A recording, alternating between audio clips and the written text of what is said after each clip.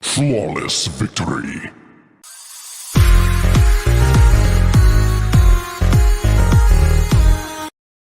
Yo. What up? Flawless victory.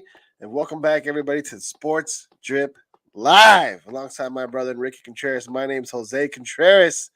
Ricky, what's up, man? What up, man? Glad to be back. Glad to be back. Another exciting episode. And this time we have more than just wrestling. Can you believe it? Oh yeah, I can believe it, especially what's coming up this week. Yeah, dude. Big time week, especially in MMA world and UFC, Ricky. That's exactly where we're going. We're going to preview UFC 280. We'll also talk some boxing. Deontay Wilder, Caleb Plant, had some fights over the weekend. And then, of course, as always, we'll get into some AEW and WWE talk when we get into our wrestling talk at the end of the show. But, Rick, let's go right into it, man. UFC 280, Charles Oliveira versus Islam Makhachev. This is a big-time pay-per-view that we've all been waiting for, man, because it's not just one, but two title fights. We also have Aljamain Sterling and TJ Dillashaw. And finally, Sean O'Malley is moving up the ranks and facing some great competition, but he has some competition, all right. Oh man, he's fighting the number one ranked guy in that division. That's one hell of a bump up there for a guy whose last fight he won with I think was a not sure it was a no contest. I think it was against Pedro Munoz. I think it was a no contest. So yeah, a hell of a step up for sure. Yeah, not only number one guy, but a former champ, Ricky. And we can start off with that one. Let's go. Let's move up the ladder today. Petr Yan, Sean O'Malley. Finally, we get to see what this guy's finally made. It was almost like the UFC was protecting him in a way, right? Because they wanted to build him as a star. Someone like Nate Diaz, someone like Conor McGregor. He definitely has that same type of, I guess, mouth in a way. Like his he the same kind of swagger, confidence, where he talks a lot of shit. Very unorthodox kind of style fighter. He looks unorthodox, you know what I mean, with his swag in general. But Ricky, finally get to see him, and as you mentioned, a really tough matchup in Petr Yan.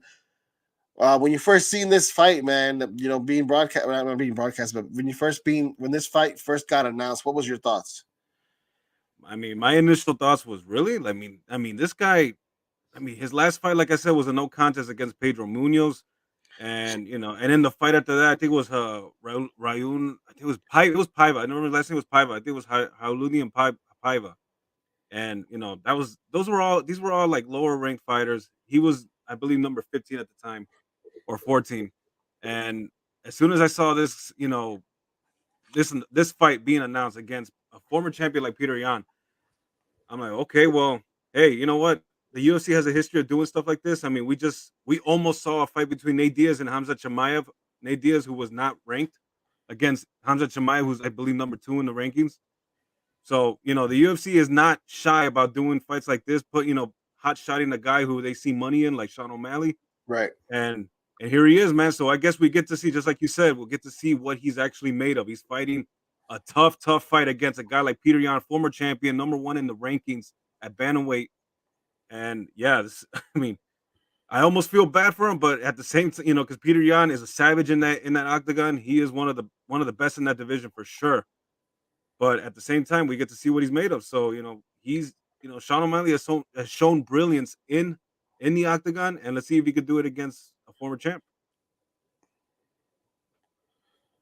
That's my brother. Yeah, former champion Ricky, and I mean he's more than just a former champion. This guy can brawl, man. This guy can fight. This guy we know is dangerous, and we know he's looking to go back for a title shot. He wants that title back against Aljamain Sterling. So this, if Sean O'Malley is the next competition, if he's the next man up, then he's gonna definitely go right through him. He has to. Right. But like as you mentioned, on the other side of Sean O'Malley, this is it. This is what you've been waiting for your entire UFC career.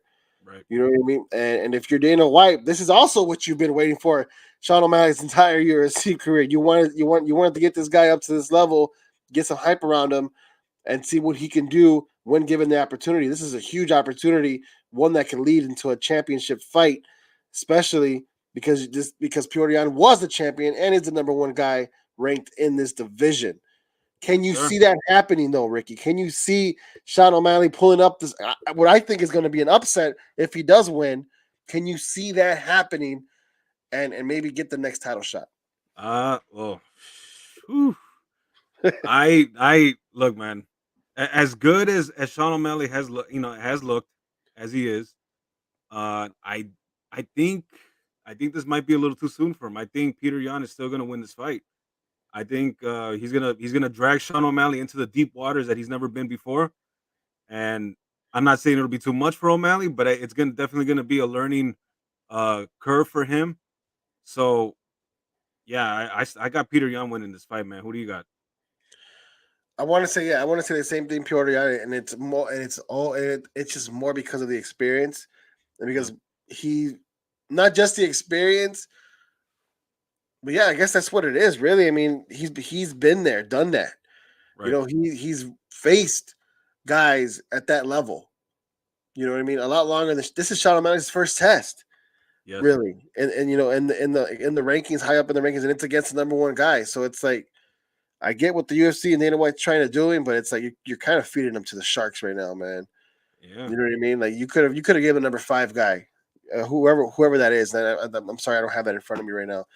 But you could have you could I have mean, given anybody else in top five, but you have to give him to I mean, Peoria because it's like might it's as well. definitely. They look if Dana White's plan was to put it's the hot shot, to make him into a big star. He definitely wasn't going to put him with Marlon Vera. That's for sure. That's the only loss on Sean O'Malley's record. And we've seen what Marlon Vera has been doing lately. He's been destroying guys, mostly the veterans like Dominic Cruz and Frankie Edgar. He's been destroying these guys, moving up the rankings in this division. I I expect a rematch between those guys to happen sometime somewhere down the line. I would have thought that Marlon Vera would have got a title shot before Sean O'Malley, but it is But what see, it is, man. that's the Yeah, thing, though. I think it would have been perfect for another Marlon Vera Sean O'Malley fight. If you're Sean O'Malley, if you're really big time, right? This is if I'm Dana White and I'm looking at Sean O'Malley, okay, if this guy's really big time, if all the hype around him is real, then the next step should be you going and avenging that loss against Marlon Vera, proving that you're not only a better fighter, that you're a better fighter than he is, and you deserve the next opportunity. And then from there, you go and face someone like Piotr Jan for the number one contender for the title fight. That makes more sense to me, at least. yeah. All right. But it's just like I said, man. The UFC they have a history of doing something like this when they see money in a guy. Yeah. So you know, I mean, if anything, they could have put him in there against Rob Font. I don't know if he has a fight coming up. But Corey Sandhagen just won the fight, and that guy's another. If they would have put him in there against Corey Sandhagen, that would have been a big step up for Sean O'Malley. So, Right. so really, I mean, this is the guy they gave him the number one guy in the rankings right now. So we'll see what he's made of, man. Let's see if if this is the next big star in the bantamweight division for sure. Yeah. You guys listen to the Sports Drip Live podcast alongside my brother from the same mother, Enrique Contreras. My name's Jose Contreras. And guys, we're talking UFC 280, which is happening this weekend. Ricky, you got to come over, man. You got to come over. You, me, our brother, we got to watch it here. If you're working, I get it. If not, slide. We got to watch this. This is going to be a great pay-per-view, man, for sure. I think I'm gonna come through for this one Yeah, we for got to. sure. We got to for sure. All right. Let's talk. So we both have Piotr Jan winning this fight over Sean O'Malley. Winner of this fight, who we're thinking faces the winner between Aljamain Sterling and TJ Dillashaw for that lightweight championship. And this one's intriguing, Ricky, Yeah, because this is actually, what. I got some. Go No, ahead. go Go ahead. ahead. Go ahead. Go ahead. No. Go ahead. Go ahead. Now that you mentioned that, there was some breaking news today. From Dana White, he actually did say that the winner of this fight would get the next title shot There you go. against the winner of T.J. Dillashaw and Aljamain Sterling. He also said, by the way, whoever wins between Charles Oliveira and Islam Makhachev, they're going to be facing Alexander Volkanovski next. So Alexander Volkanovski will get the next title shot at lightweight.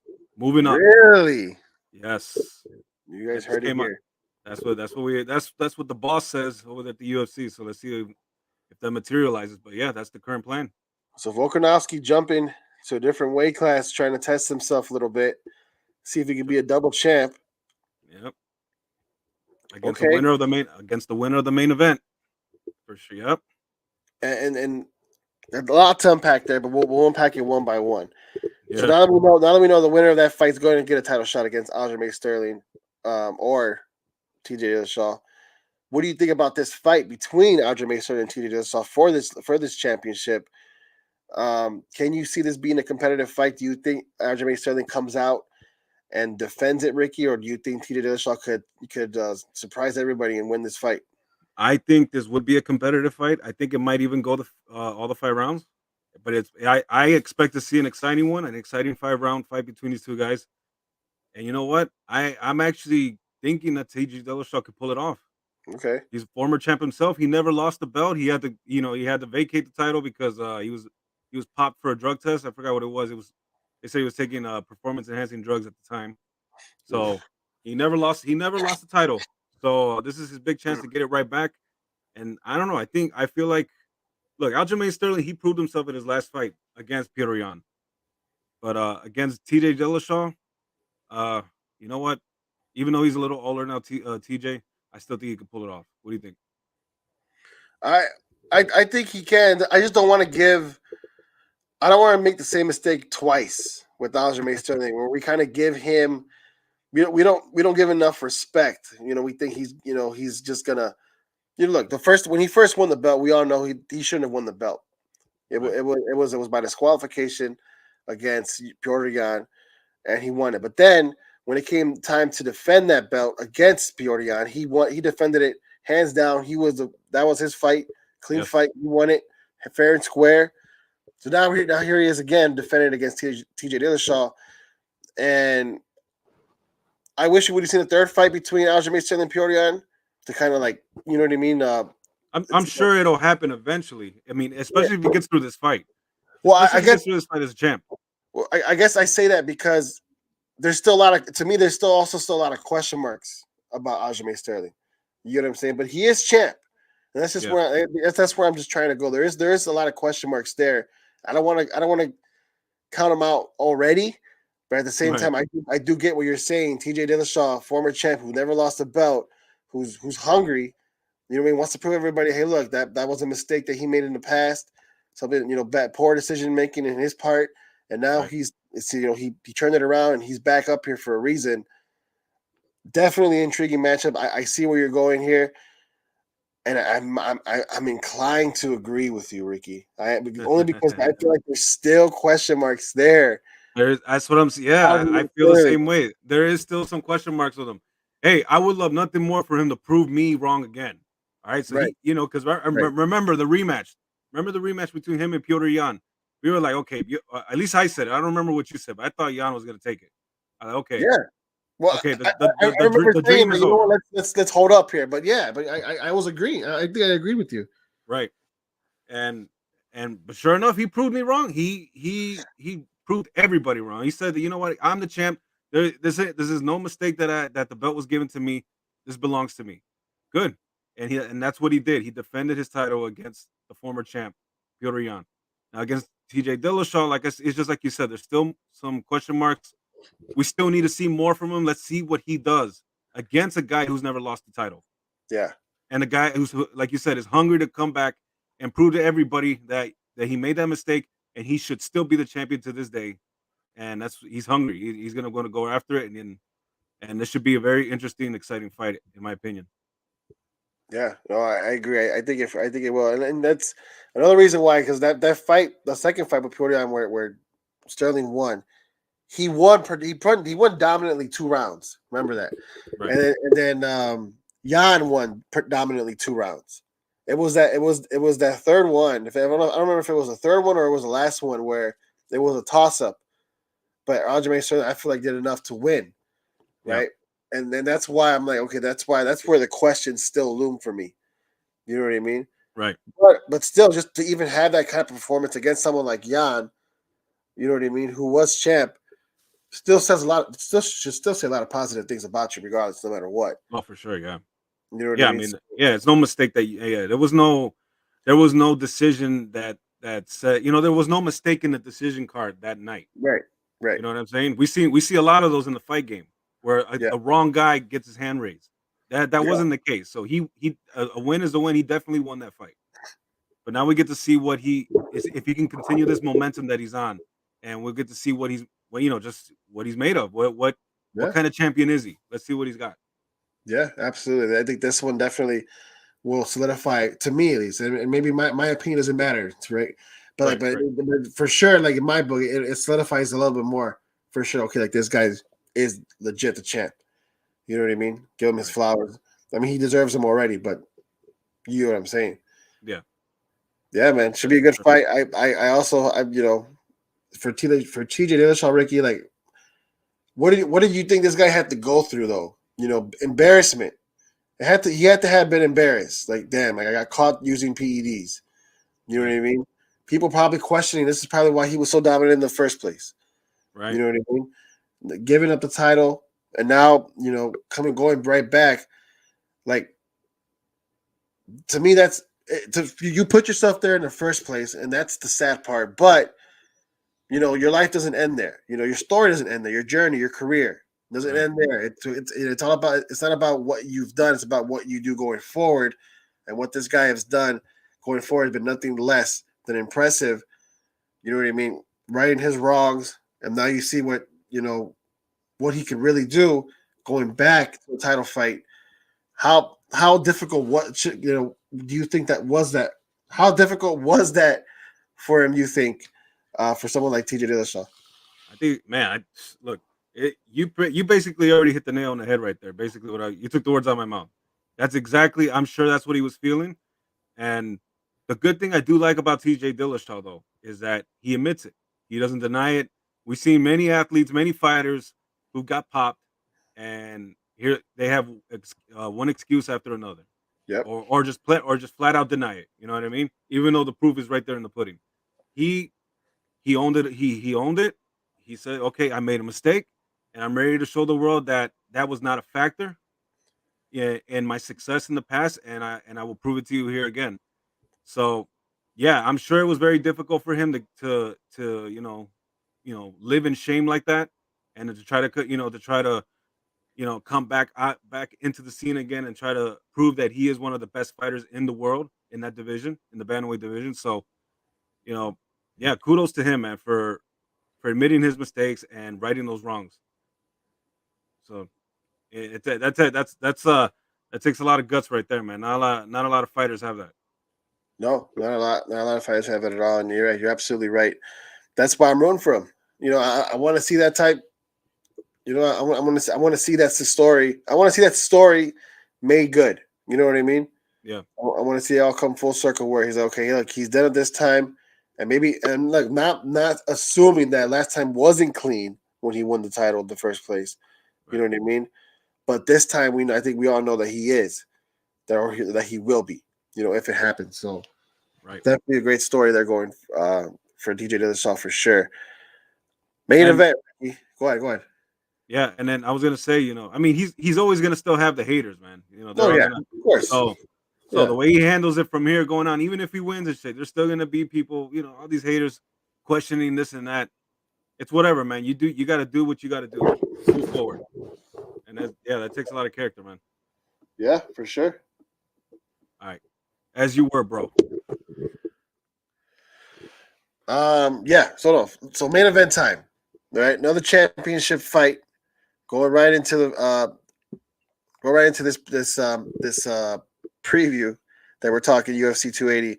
Charles Oliveira, Ricky Islam Makhachev. Here we have a great storyline. Charles Yes, Oliveira, who was stripped from the title for missing weight his last fight, right? Wins the fight, but regardless, doesn't win the title. he was only about a half a pound over, I think. Just half a pound. But as you know, in this sport, that means a Yeah, lot. yeah, You make the weight, or you lose basically all the benefits. And that's exactly what happened. He won the fight. The title's now vacant, and now we have this is an interim. This is actually for the actual title, isn't it? Yeah, this is for the vacant title for sure. This is for the vacant title. Charles Oliveira, but he's Ricky. This isn't just any fight. This isn't just any opponent. Right? He's facing Islam Makhachev, the dominant Islam Makhachev, cousin to Khabib Nurmagomedov. A title that could this is a title Khabib Nurmagomedov held. And it's like he passed the mantle to him. Like, okay, this is your time now, cuz. Right. Right. So here we are. What happens here, Ricky? This is a big time fight. We've all seen this coming. We all seen Makhachev getting a title shot sooner rather than later because he's just been dominating guys left and right. Now here he is. But Charles Oliveira has also been dominating guys as the champion. Yes. This is. I mean, ever since the title was vacated. Right. Yes. Right. Ever since the title was vacated, Charles Oliveira has just been on a tear. Well, here's the thing, man. Islam Makhachev is kind of, in a way, a little bit similar to the Sean O'Malley case, all right? This is kind of a big step up for him. He's facing the elite of the elite right now. You know, his competition before wasn't all that high, and now he's facing against who I even know he's not carrying the title. This guy's the champ, Charles Oliveira. No matter what the UFC says, you know, you could take the belt off him, whatever. This guy is the champ. He's facing the champ. And Charles Oliveira, man, what a journey for him in his career. I mean, because this dude was known as a quitter. He would, he would fold in fights. He would get defeated. He would get knocked out or submitted. Now, you can't even put the guy away. The guy is very hard to be put away now. You can knock him down, but that doesn't mean shit. You can go after him. He can catch you in a submission, or he can get back up. He can knock you out, or he can finish you with strikes. So, what a turnaround for Charles Oliveira, man. This is definitely his time. He is the true champion in this division. Yep. And honestly, bro, I'm done doubting this guy. I got Charles Oliveira still winning this fight. It's gonna be one hell of a fight, man. But I got Charles Oliveira winning. This is gonna be one hell of a fight, and I don't know which way to go. I wanna agree with you because Charles Oliveira, we know how dominant this guy can be standing up, and his jiu-jitsu, his ground game is just as good. How many times have we seen him win through submission? Yeah. But when it goes to the ground, I want to give that edge to Islam Makhachev because you know that's his bread and butter. Right. That is, but and that's where it's like, okay, this is literally a pick your poison type fight for Charles Oliveira. You want to stand up? Let's stand up. And for me, I think that's where he'll have the advantage. Yes. But if this goes down to the ground, it's anybody's game. And it's literally anybody's game, and with the slight edge probably going to Makhachev. So this is you think I'm going Oliveira on the slight edge right there, man. So here we go. We got ourselves a fight. But you can literally make an argument for both. Is what we got ourselves a debate here, man. A nice we got ourselves a fight. Look. I think both these guys, Islam Makhachev, the ground game is definitely his bread and butter, and that is his best chance of winning for sure. But I think even he's gonna have a hard time with Oliveira on the ground because that's how good Oliveira is on the ground. Yes, I think even he will have a hard time.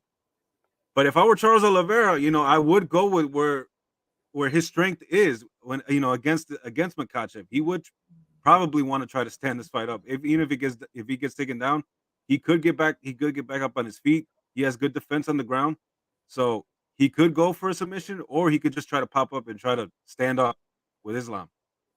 And that's where his advantage, like you said, I think lies the most for Oliveira. Man, regardless, we're in for a treat. We are in for a treat with this fight. Yeah. When I seen this fight announced, Ricky, I was like, I can't wait.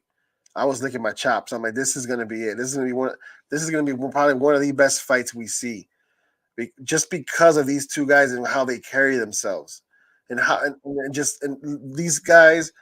We know they're going to come in prepared, 100%.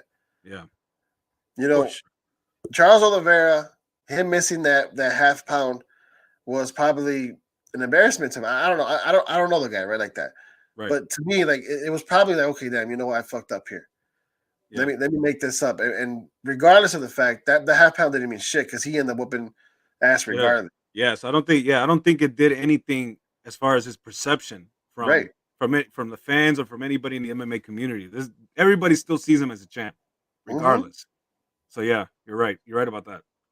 Yeah, and so to me, he's walking in as a champ. You know what I mean? Although this title is vacated, Oliveira is coming in as the champ, and with that should come the odds, the favorite. He should be the favorite coming in. But we know Islam Makhachev, Ricky. We this man is not to be messed with. He's not. It's just like I said, man. This is his biggest test. I'm talking about Yeah, Islam Makhachev. yeah. All right, this is a big step up in competition for him. He's earned his way up here. So yeah, it's gonna be a major test for both guys, especially on the ground. Especially on the ground. So, you know, that'll be a treat to see, man. I can't wait to see that. Who's the superior grappler on the ground? The superior jiu-jitsu wrestler, you name it.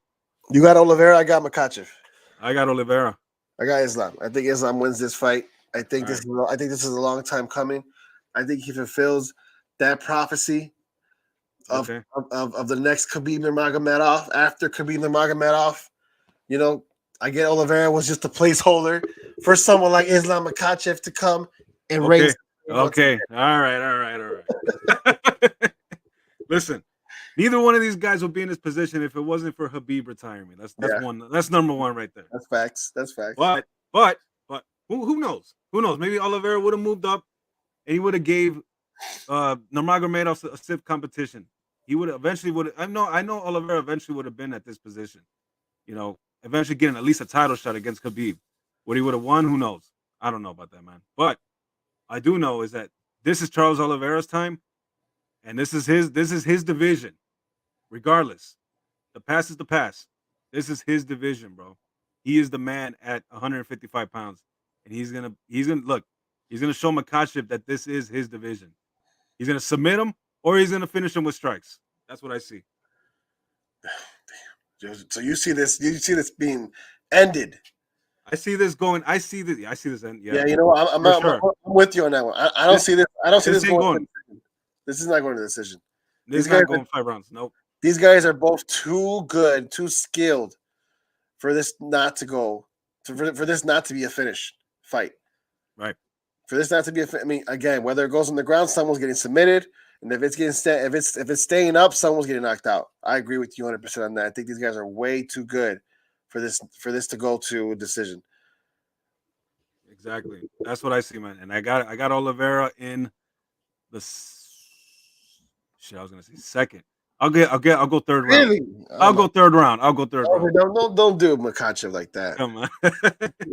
Well, hold on. I was gonna give Makhachev. I was gonna say he submits Makhachev in the second round. That's what I was about to say at first. Jeez. I'm giving him a little bit more there. I'm giving him an extra round. I would say if Oliveira does win, it'll be by knockout. I don't see Makhachev getting submitted. I think he's too good in the ground to allow that to happen. I think if he is going to lose, it's going to be through knockout or TKO. You know what I mean? And not only that, I'm giving Charles Oliveira the experience advantage here too. 5 rounds. You know, that's something Makhachev does not have. Makhachev, I mean, Charles Oliveira being in the big time, being the champ, I'll give him that. Fighting the top of the top here in this division. And so remember, 5-round fights. Those are all 5-round fights. Oliveira, I'm sure Makhachev has been through it, but Oliveira has that experience. He goes through it all the time. Yeah. So, yeah, man, this is gonna be interesting. And when we see the fight on Saturday, yeah, Oliveira, man, he's gonna prove you wrong again. I'm done. I'm done doubting him, bro. I'm done. I'm not doubting him, man. It's just it's just hard for me to doubt Islam Makhachev too. That's my only issue. You know what I mean? Yeah. I just can't right now. But man, this is a good fight. Regardless, this is going to be a good fight. Good card all around. I'm excited for it. But yeah, man, UFC 280 this Saturday. We'll definitely be here next Monday to talk about it. So you guys don't have to wait. You just wait till next Monday, and we'll give you guys our reactions right away. Yes, should be a good fight for sure, Ricky. You guys are listening to the Sports Drip Live podcast alongside my brother Ricky Contreras. My name is Jose Contreras. And Ricky, there's also so there's also some news for UFC 282. John Bones Jones is scheduled to come back, and Stipe Miocic seems to be the guy they plan on having That's face always John Jones. that was always the guy from the beginning since they wanted to bring him to the heavyweight division. Yep. Yeah, and So here we are. We have well, our we I have our don't winner. believe it is. They are working on it. I think that Yeah, it is almost a done deal. It's not official, but it's pretty much all but confirmed. yeah, it's all a report right now that John Jones does come back to face Stipe Miocic. What does this mean for the UFC to have someone like John Jones back? Well, we're getting Johnny Bones Jones back. Well, he has quite the reputation in this company. Right. Let's see what right. Some good, some bad. The one thing that he has, he's never been beaten. Yep. So, he does have a loss on his record, but that was a disqualification loss. But he's never been beaten in the light heavyweight division. 205, that was his division, bro, for the very, very, very long time. And Yep. just like how Khabib did in the lightweight division, he vacated it. He said he's gonna move up to heavyweight. So here we go. Now we're gonna see, what he's got in the heavyweight division against bigger guys, stronger guys. And I don't know, man. I'm very curious to see how he's gonna do in this division. But at the same time, I also feel like he has the advantage over a lot of guys in this division, as far as John Jones, his wrestling, Well, his length. from what we remember, yes. Yeah. Well, from what we remember, yes, you're right. Because in his last couple of fights, they were close fights. Yeah. Before he vacated the title. So, was that a sign of him starting to fade? We don't know. Maybe that could be the case. So we'll see. I still think he might have a successful debut here in the heavyweight division. What do you think? I think Against a former champ, by the way, Stipe Miocic. I think that's where I was gonna go. To face someone like Stipe Miocic he's a tough opponent for someone who's been fighting consistently. You know what I mean? Yeah. When you're talking about John Jones, who hasn't fought in years. John Jones, been like 2 years now, isn't it? It's been years. Years. He hasn't fought in years. 2-3 years. Yeah. Right, and who predominantly dominated in the light heavyweight division. You're in the heavyweights now. Yeah. And not only are you in this weight class, but you're facing guys who are already in ring, I guess, or in octagon shape. You know what I mean? Who are doing this consistently. You haven't done this in years. That worries me a little bit. Mm-hmm. And you're facing someone like a former champion, Stipe Miocic. I'm not saying that John Bones Jones can't do it. I'm just curious to see how I'm just curious to see what kind of shape he's going to be in. If there's going to be any rust. If it just reminds me of Israel Adesanya when he decided to move up. Yeah, and that just ended up being just too much of a tall task for him. Are we sure Stipe Miocic is the right guy for John Jones in his comeback fight? Sure, we couldn't give him somebody else. Not saying that there's an easier fight out there. I'm just saying, you know what I mean? I think someone lower in the rankings. Yeah, I don't think Stipe Miocic is going to come in and lay down for nobody. You know what I mean? He's going to come in. He's going to come and do his thing. So it's like it's definitely going to be a test. Well, Miocic still hasn't fought in about 2 years now. I mean, the last time he fought, he got knocked out by Francis Ngannou, the current champ. That's true too. That was 2020. Was it not? It was that year. Yeah. So it's been a minute for him too. So both these guys are going to come here after a long layoff, and we'll see. We'll see what happens here. Yeah, we'll see if John Jones still has what does he still have that dominance in him that he had at 205, or is he starting to fade as he's aging? He's still. I think the reason why they hot shot him is, like I said, he's been undefeated. He's been the king of the 205ers.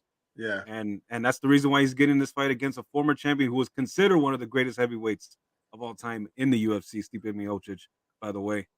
So, yep, yeah, that's the only reason why he's getting this fight. And if anything, this is considered the tune-up, even though it's going to be a very tall task against Stipe Miocic. I still think he might win though. I still think he'll pull it off. It'll be another similar type story for John Jones, like T.J. Dillashaw, because him, just like Dillashaw, there was a lot of PED issues, cocaine issues, yes, shit out, drug issues, a bunch of shit outside the octagon, violence, like you name it. He has some baggage. Yes, sure. A lot of baggage coming in with John Jones. Yeah, this guy owes Dana White a lot because Dana White continues to bring him back and gives him opportunity after opportunity after opportunity. Yes. If this was any other sport, he would have been blacklisted already. For sure. Dana White has protected him for sure. And he's giving him chances. Yeah. So hopefully he got everything straightened out. Everything's good in his life. He's getting it together. He can come back for another run and just stay out of trouble, man. And then just not try not to embarrass himself and the UFC. And just get back to your bread and butter. You know what I'm saying? Back into the fight game, show your dominance, and cement your legacy. Yeah, absolutely. Ricky, that was MMA, man. And everybody who's watching, you guys are listening to the Sports Drip Live podcast. We aren't live, but you guys are listening to us the day after we recorded. This is only we're only a day in, and everything that we're talking about still relevant to this point. Going into the weekend, going into the UFC 280, and as we just talked about John Bones Jones. So you guys are always welcome to put it into the comments what you guys think is going to happen. And yeah, man, just interact with us. We'll be live for sure next Monday. 100%. Next Monday we'll be live. We'll talk. We'll preview UFC 280 as we get the results on Saturday. Moving on to boxing, Ricky. There was a lot of boxing yesterday. Yeah. Deontay Wilder, Caleb Plant fought. We even had Haney fought. Yeah. And Kambosos too. That went down yesterday. There was a bunch of fights going on. But Ricky, Deontay Wilder and Caleb Plant returned, both with knockout wins. Oof. Both with knockout wins, man. Both with knockout wins. Caleb Plant knocking out Anthony Durrell, a former 2-time champion. Yep. He came. It was a lot of bad blood coming into this fight. They were talking back and forth, but in the end, it was Plant, man. He landed that mean ass left hook and knocked him out cold. Yeah. Put him out. Knocked him out cold. What's next for Caleb Plant, Ricky? Well, I know who I think who I think is next. It's one of two guys, man. David Benavidez has to be, right? Although David Benavidez, though, as of today earlier, breaking news with him, they are finalizing a fight between him and Jose Uzcategui. Yeah, that was Uzcategui. That's his last name. Right. If I butchered it, I'm sorry, but that's his last name. So they're finalizing that fight for January as far as David Benavidez is concerned. I can already see this is going to be a win for David Benavidez. I'm sure of it, man. Uzcategui, he's a good fighter, and he's a volume puncher as well. But David Benavidez is the next guy, man. He's the next top boxer in this division and in boxing in general. Yep. He needs to fight the bigger guys. The top ranker fights like Canelo Alvarez, like Caleb Plant. They don't want to fight him though. That's the thing. They don't want to fight him. They don't want to fight him. They don't. So technically, Caleb Plant could wait for the result of this fight, because it is in January. But I don't think he will. So then that leaves Jermall Charlo. Yep. Charlo's been sitting. He's been sitting at home for a year, man. He hasn't fought. I don't know if he's waiting for Canelo to hit him up for a fight, man. I don't know what he's doing, but that ain't gonna come either. Canelo's avoiding him too. Yeah, he is. So he is. Yeah. So is Plant. So he's avoiding this guy. I think he should fight one of these guys in his next fight because he's already talked openly that he wants that rematch with Canelo Alvarez. He's not going to get it fighting another journeyman. Right. Exactly. He's not going to get that. Nobody's going to be clamoring to see a rematch between Caleb Plant and Canelo Alvarez. If he's fighting another guy. There's hype behind it. Unless there's some hype behind it. So and there will be some hype if you defeat someone like Jermall Charlo or David Benavidez. So that's happen. That should be it has to happen. Look, they can only avoid these guys for so long, man. Right. Exactly. For so long. I mean, David Benavidez is fighting this fight because this is what else is he gonna do? He's not gonna sit at home either. He's not gonna try to chase after these guys if they don't want to fight him. He has to stay busy. He needs to Yeah, keep putting the pressure on guys like Plant and guys like Canelo Alvarez. Hey, I'm beating these guys left and right. It is my time. literally until there's no one left. Like y'all two are the only two left I have. Like, you know what I mean? Like, come on. Exactly. So Exactly. So that's who I think it should be. It should be against one of these guys. I don't think he's gonna wait for Benavidez. So make the Charlo fight. That's what I say, man. Make the Charlo fight. Charlo's gonna have to move up, but he's more than capable of doing it. That should be the next fight. that's a fight I'm willing to see for sure. Hopefully it happens, Ricky. As far as Deontay Wilder, another knockout win for him. Something that he definitely needed for sure. In the first round too. I mean, it was. It's like if you watch this fight, man. He was backpedaling. He was just waiting. He was just waiting for this guy to come in to try to come after him, and sure enough, that's what he did. Yep. He did. He came in and he knocked him out. Walked right into it. Walked right into that punch. Knocked him out. He was out for a pretty long time. Yeah, So, absolutely. Definitely so a definite win that was needed for sure for him. yeah, it's interesting too because both Wilder and Plant, their last fights were big, high profile losses where Yep. they got finished themselves. Yep. So they came in on the same card and they rebounded with a knockout win. So what I see next for Deontay Wilder, I think the next guy should be Andy Ruiz Jr. That's the guy I think he should fight next. Ruiz, ever since losing that rematch against Anthony Joshua, where he came in, I think 50 pounds overweight, didn't even take it seriously. He's rebounded with 2 wins himself, and both guys have expressed that they would like to fight each other, and I think that should be the next fight for Deontay Wilder. He's also expressed that he wants to fight Alexander Usyk. I don't think he's there yet, but a win against Andy Ruiz that could put him there. Same thing with Ruiz too. If he were to win this fight, that could put him up against a guy like Usyk. Yep. Yeah. Should be a good fight, man. If that were to happen, it should be a good fight, and hopefully we do get something like that. Yeah. Hopefully that'd we be do. Ruiz is not going to be an easy fight for Deontay, man. Nope, I mean, not at all. Especially with the way that he finished Anthony Joshua in the first fight.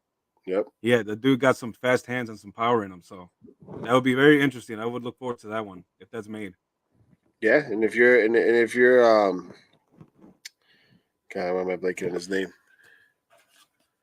Yeah, if you're Deontay Wilder, Ricky, then this is how you make it back up to relevancy. This is how you make it back to championship status. You know what I mean, or contention. Like, this is it right here. Like, you just gotta, regardless of what happened in your last fight against Fury, against Usyk, like that, you just keep moving, and you got to win your matches. You got to win your fights.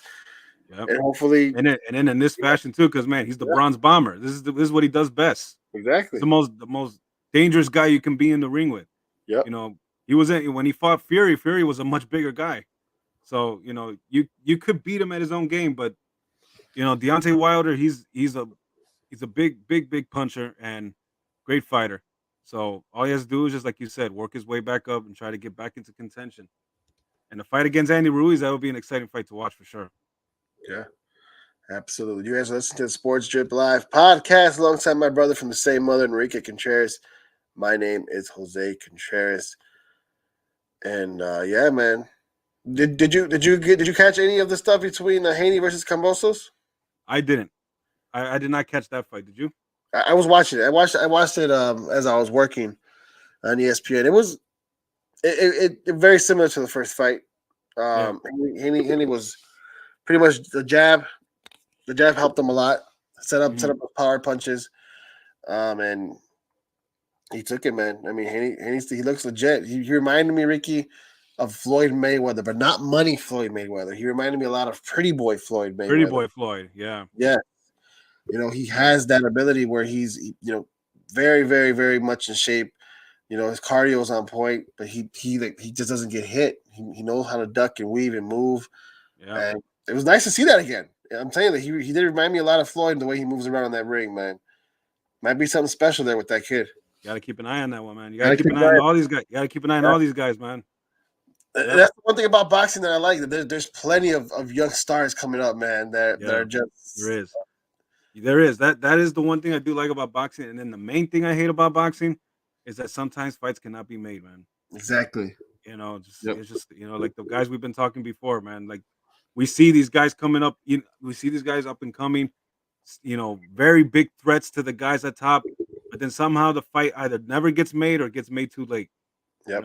That's one of the it's the Achilles heel of boxing, man, for sure. Everybody wants to be undefeated. Everybody thinks that's. I mean, I get it, right? Like that's Right. being undisputed, undefeated is something to behold, right? And it's like it gives you that power, gives you more money. You know Yeah. what I mean? Either guys want to be undefeated or they're trying to fight the top guy. Like you can see, like with Caleb Plant, he wants to get that rematch with Canelo. A fight against David Benavidez or Jamal Charlo does not benefit him. Right. That's very high risk and low reward for him. Yeah. So it sucks. It really does suck, man. Just to see some things like that happening. But this is boxing, so it's not something we haven't seen before. Yeah. Definitely not. Moving on to wrestling, Ricky. Whew, a lot has happened in wrestling. You want to start at AEW or WWE? Which way you want to go? Because we can go. I feel like we can talk a lot about both right now. I'll let you. I'll let you decide. I'll let you decide this time, bro. I think the hot topic right now is Bray Wyatt, and that promo that he had on SmackDown was by far one of the most.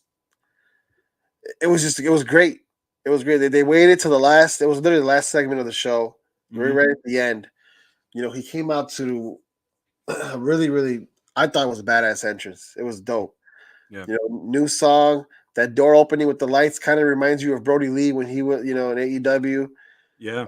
Those lights behind him, so it's kind of like an homage to him, or an homage, whatever you want to say, to him. And Yeah. then him walking out with the lamp, fireflies from the crowd. I thought that very, very. It brought back memories. It You know what did, I mean? man. It did. Yeah. Brought back memories.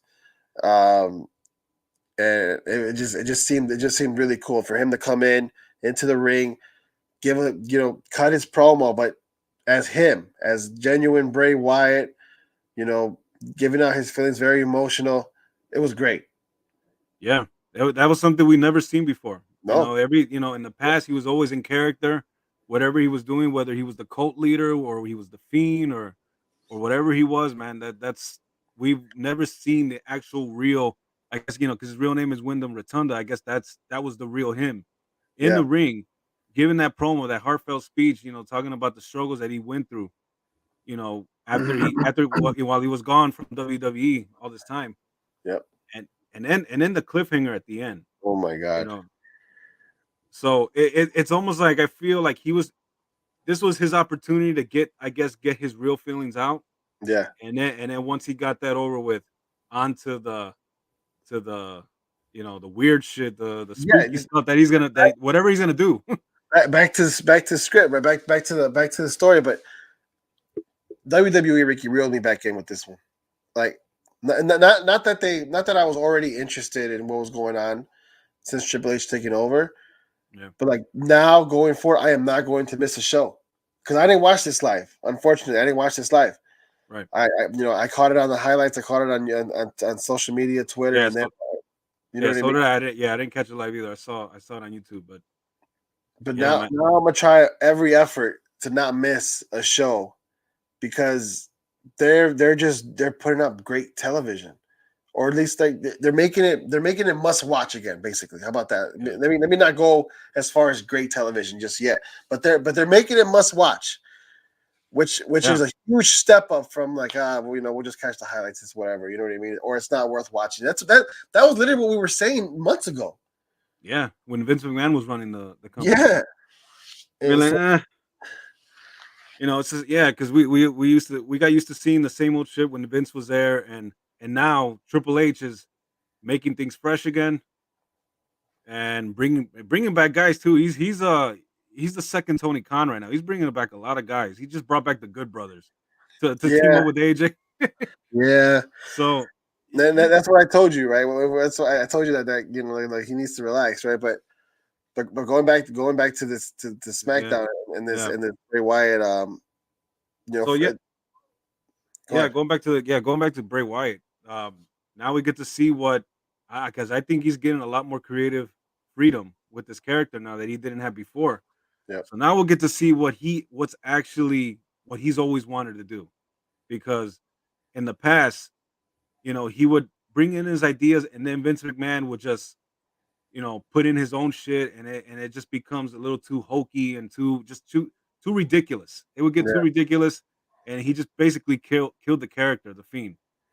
Now I could see Triple H actually giving him more of the reins and with his character and his ideas, and now we get to see what that is going to look like with with this new regime. Yeah. Yeah, absolutely. This will be more of a Bray Wyatt feel, I guess. And Yeah. man, I'm excited. Like I really am excited. That cliffhanger at the end was like, whoa. And it almost seems like they're gonna be adding more. He's gonna have a group, it almost seems like. I think Because so. you see little glimpses of guys, this character with a white mask. Hmm. So we'll see. We'll see. I mean, I'm excited. There's rumors of his brother, Bo Jackson, or Bo Jackson, Bo Dallas. Bo Dallas. Bo Dallas. I said Bo Jackson. Bo Dallas coming back. You know what I mean? Maybe doing something. And I don't know, there's a bunch of reports out there. But regardless of the fact, I'm excited to see where they go with this. Yeah. Who he feuds with? Does he automatically go to Roman? You know what I mean? Because I think that'll be a mistake. I think they got to keep him away from Roman right now. Right now, at least, keep him away from Roman, man. Roman is the top dog in this company. It usually doesn't go well for people that that they feed Roman to. Yeah, very true. So yeah, if I were Triple H, keep him away from Roman. I don't know who you're gonna feud him with, but not right now. With Roman, not right now. Yeah, you gotta feud him with somebody, and it has to be good matches. And one thing about Bray Wyatt is, you gotta pair him up with somebody that's gonna have good matches with them. So yeah, we'll see what happens there. But regardless, I'm excited for it for sure. Yeah, can't wait to see. I can't see what's on his mind, what his ideas are. Finally, finally, got the shackles off. No right, man. Exactly, got the shackles off. Yep. Yep. In other news, Ricky, WWE dropping gimmick pay-per-views. What does this mean? Well, the gimmick pay-per-views like Hell in a Cell, like Elimination Chamber. I think maybe even Extreme Rules, if you consider that one too. Yeah, I think that is a big step forward, man. Because I think we talked about this before. How the Hell in a Cell just isn't what it is anymore. Nope, not at all. It's not. It's not. Nope. Man. We remember all the great. I mean, the best Hell in a Cell matches, including the first one with Shawn Michaels, The Undertaker. The one with The Undertaker and Mankind. You know what I mean? Those are the ones that we remember. The most famous one is that one. Yeah. And not to mention Kane. I think it was Kane that made his debut in the Hell in a Cell in that first one with Shawn Michaels and The Undertaker. He ripped the cage door open. Yeah. So I think that's the main one they should really drop, and then save that for a feud that warrants it. Like a bad blood feud or anything like that. You know what I mean? And with guys who are willing to take high risks, because even now, like the modern day Hell in a Cells, right? They weren't as good unless you had someone like Shane McMahon jumping off the thing. You know what I mean? Jumping off the cage. I think the last really good Hell in a Cell that I remember that didn't need like that type of high flying was the Usos versus the New Day. Yeah. When they were in the Hell in a Cell, that was actually a pretty good match. And that was pretty good. And they weren't on top flying off like that. But they were just very creative with it. Yeah. It was really good. Yeah, and that's a good current example, right? Because we all like to talk about the Attitude Era and stuff, how everything was great back then. But you can look back at that. That was a good one. You know what I mean? Yeah. And that was a feud that warranted, because those guys have been fighting forever. Yep. Right? That. I remember that.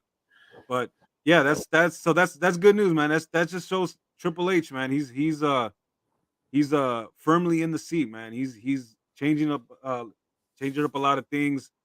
Righting a bunch of wrongs that Vince McMahon has done, and it's gonna make for great content, television, pay-per-views, you name it, man. It's gonna and then when they drop those gimmicks, it can bring back older ones. Think about like what were a lot of pay-per-views back in the day that were good, like there were good names, like No Mercy, Armageddon, Armageddon, yes. Which other ones? Judgment Day, No Way Out. Yeah. I miss a whole bunch of them. There was a whole bunch of them. Yeah, there's. Yeah. You name it. Yeah. Great American Bash. No, that was actually sucked. Yeah, no, that was. Great Balls of Fire. Remember that one? No. Ah, hell no. that's that showed Vince McMahon's age for sure, right there. That was a Vince McMahon pay-per-view for sure. Yeah. But and then not to mention too, Triple H is an old school guy. He was a big WCW fan, and Yeah. so he can bring dude, Halloween Havoc. Even though I think that's an NXT pay-per-view, that should be a main roster pay-per-view, man. Yeah, I agree. That was I used to love that Halloween Havoc in WCW. It was such a badass name, dude. And you have plenty of talent that you could feature on Halloween Havoc that'll fit right in. You know what I mean? Yeah. So I think next year he should bring it as a main roster pay-per-view. He could bring in Starcade for a December show. That used to be WCW's main. Go ahead. No, go ahead. I forgot. No, you know what else this does though? By dropping all these gimmick pay-per-views, it gives you a lot more freedom, creativity to put one of these. Like for example, that instead of doing an Elimination Chamber in February or March, whenever the hell the pay-per-view usually in, you could do an Elimination Chamber match in Survivor Series or in WrestleMania or at, you know what I mean? Like you can start now having that creativity, that freedom to do a match like that in one of these big pay-per-views if needed. You know what I mean? Right. So, and then more proof of it, he just Survivor Series is going to be War Games. That was a WCW thing. So that shows Triple H, man. He's always been a big fan of those days in WCW, and that's why he would end up bringing pay-per-views like that, like Starrcade, Halloween Havoc, stuff like Money that. Money in the Bank originated from WrestleMania. You could bring that back on a WrestleMania card, Money in the Bank match on WrestleMania. Yep, you could do that too. You know what I mean?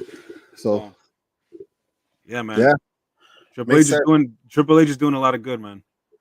Makes a lot of sense.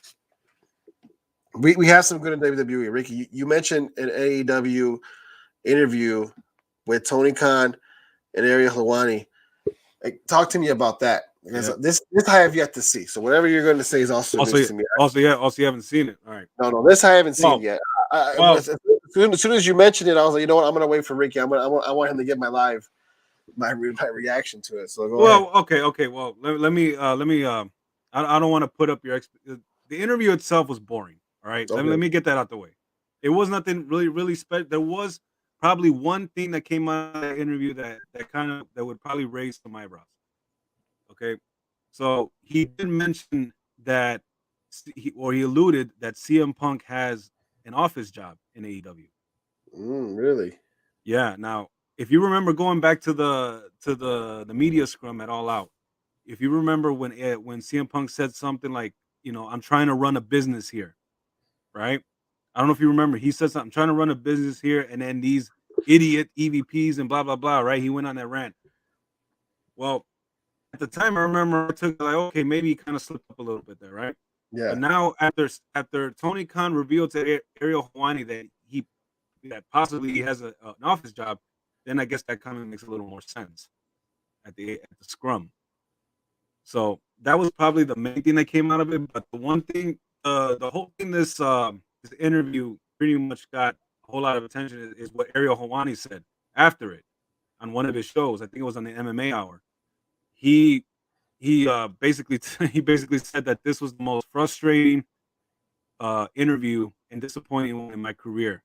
And we're talking about Ariel Helwani, who's been in the MMA. He's been an MMA reporter for as long as I can remember.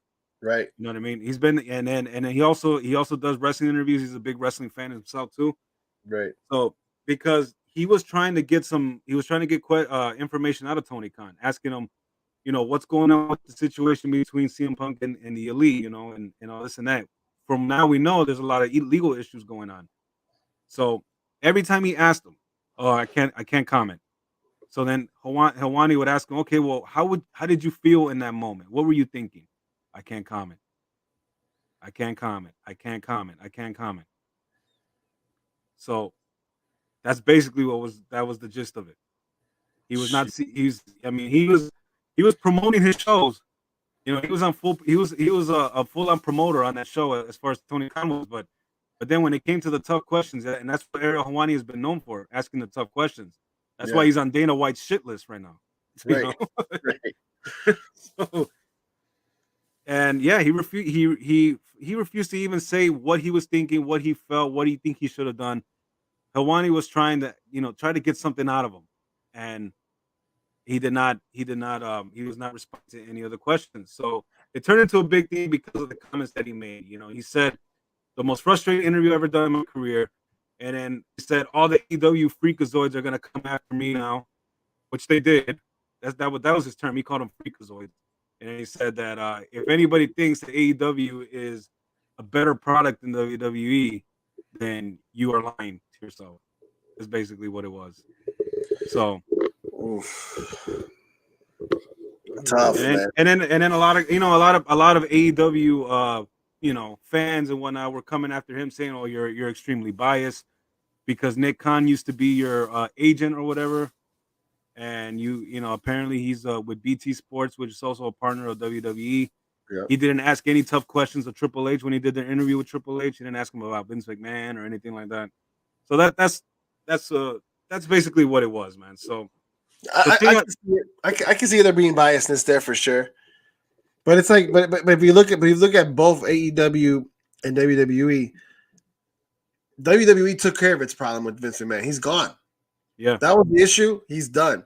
AEW, we still don't know what's going on. They're suspended, but there's yes, still a lot of questions there. We know Vince ain't coming back in WWE. no, Otherwise, there's no issues in WWE. But in yeah. AEW, there's still that question: what I are we kind of doing take, with CM Punk? What yeah, are we? I kind of take Ariel Hawani's side here, man. I mean, Yeah, because dude, Tony Khan agrees to an interview only to say nothing. Like, dude, everybody wants to know what's going on. It's been already what, over a month, yeah. and then apparently there are rumors coming out that there's legal issues. That is CM Punk actually gonna? He even asked that question. Will CM Punk come back? Is he gonna come back to AEW? No comment. This and that. No comment. When is Kenny Omega coming back? No comment. This and that. Like it was. I can understand his frustration. You got a guy. You got the CEO of the second biggest wrestling company, and he comes on to promote his shit, but then he's not answering your direct questions. He's not even telling you what he was feeling or thinking or anything like that. You know. Yeah. So that caused a little bit of a stir within, wrestling, the wrestling community and stuff like that, saying Ari Hawani's biased or whatever. But I take his side a little bit here. I think Tony Khan should be a little bit more transparent with what's going on, even though there is legal issues. There is some things he could have said. There's even other questions that Hawani could have asked that, maybe could have talked about something else too. But yeah, I can understand that frustration, man.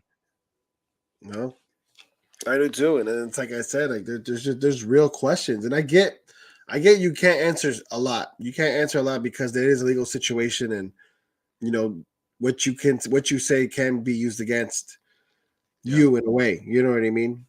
So I get that from Tony Khan's standpoint, but I think he even asked him about Cody Rhodes.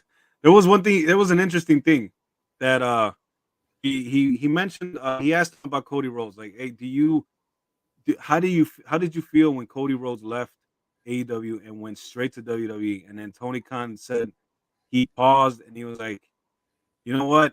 I'm not gonna say anything that's gonna get, that's gonna start some shit or trouble or whatever. So I have no comment on it.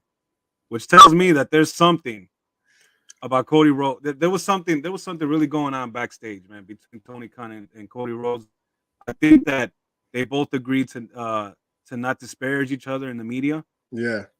So, and that's why Cody hasn't ever said anything either. So that was another thing I found a little interesting. I wonder what actually went on when Cody was Well, there. what I think that bothers Tony Khan the most is the fact that not only did Cody go to WWE, but he went and found major success. Like, let's be honest, like him going was a big thing, huge thing. That the crowd became very popular right away.